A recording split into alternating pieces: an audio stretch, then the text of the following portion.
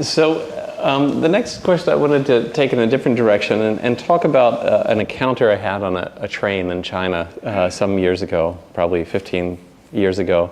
I met a Chinese follower of a Tibetan Lama in Qinghai province, and he was really happy to be studying Tibetan Buddhism. But the main reason he seemed happy was that he thought he'd found in this tradition a sort of permission to be a Buddhist and yet eat meat at the same time. And he thought that's what really set Tibetan Buddhism apart from Chinese Buddhism. And he was an average guy, worked as a bank teller in some city south of Beijing, but he said that his teacher had taught him a mantra that would essentially liberate the animal that he was eating. And as a vegetarian now for some 20 years, I wondered what's the role of this issue, the vegetarianism? How important is this issue of diet, not eating meat? And how is it specifically related to Chinese Buddhists who are interested in Tibetan Buddhism? I myself first met, I would say, Chinese who were practicing Tibetan Buddhism at a place, Wutaishan. Probably many of you are familiar with this mountain. There were Han Chinese living in temples there, but practicing Tibetan Buddhism and being vegetarian. So that was my first encounter with Tibetan Buddhists who are vegetarian. Of course, there's a history of this, Shabgar and other such figures in Tibetan history, but for the most part, it's exceptional, except Larangar seems to have started somewhat of a movement to head in that direction. Was it an influence from Tibetan's own history, or from encounters with Chinese, or some kind of meeting in the middle of those two ideas? The last part of the question. So the last part, I'm thinking, Tibetan Buddhism has a tradition with figures like Shabgar, the famous Lama from Amdo who was vegetarian, and others, many others, of course. But for the most part, it's an exception in Tibetan Buddhism to be vegetarian. So is there an influence from China, sort of deliberate influence? 这个问题还是很好。我也会给很多汉族和尚就是用这句话来说他们。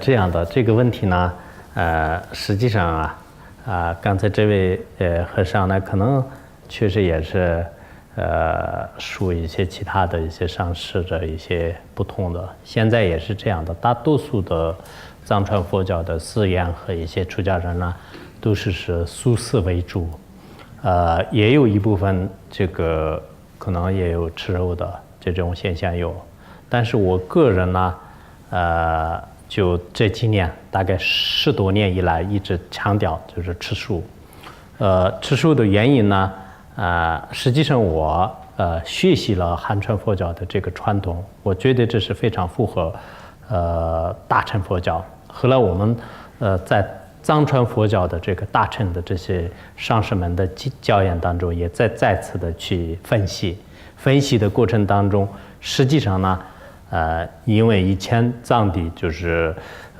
各方面的这个素材啊，交通也不方便啊，就是素材的运输啊等等，可能这些也是一种原因。还有一种原因呢，南传佛教的话呢，都有这个吃肉的一些吃三净肉，就是三清净的这种肉。但真正的这个佛教的最究竟密意呢，就是在大乘佛教当中。在大乘佛教当中呢，佛陀最后要接近涅槃的时候呢，他说了，就是对小乘的这种开示呢，实际上是临时的、不究竟的。那么最究竟的这种佛陀的这个教法呢，就是不吃众生的肉。就后来呢，我们如果是汉传佛教的这个有些说法是不合理的话呢，我们就自己认为不合理的话呢，我们不会接受的。但是它非常的这个合理于这个佛教的大乘佛教。同时呢，如果我们佛教徒这么多的人减少吃肉呢，那么就是对很多众生的生命呢，就是直接是有关系的。我们有100多个人，100多个人吃肉的话，那可能一顿饭就是一头猪，就一头猪或者一头牦牛呢，不一定够。如果我们100多个人吃素的话，那就是减少就是杀害的这种量。所以后来呢，我们就是可能佛学院呢也一直强调，就是包括汉族的这个和尚们呢，最好不要吃肉。我原来在佛学院讲课的时候呢，只要听我的课呢，就是不能吃肉。如果吃肉的话呢，我不给传法所以像刚开始是用这种方式，但现在的话呢，基本上与我们这个寺院有关的这些人呢，就是基本上都是吃素。我觉得呢，以后真正的大乘佛教徒呢，可能在这方面就是就可能下功夫，因为汉传佛教这个是特别符合这个佛经，再加上是自己牵涉到众生的生命，这个生命呢有帮助的话呢，我们觉得是非常非常有意义。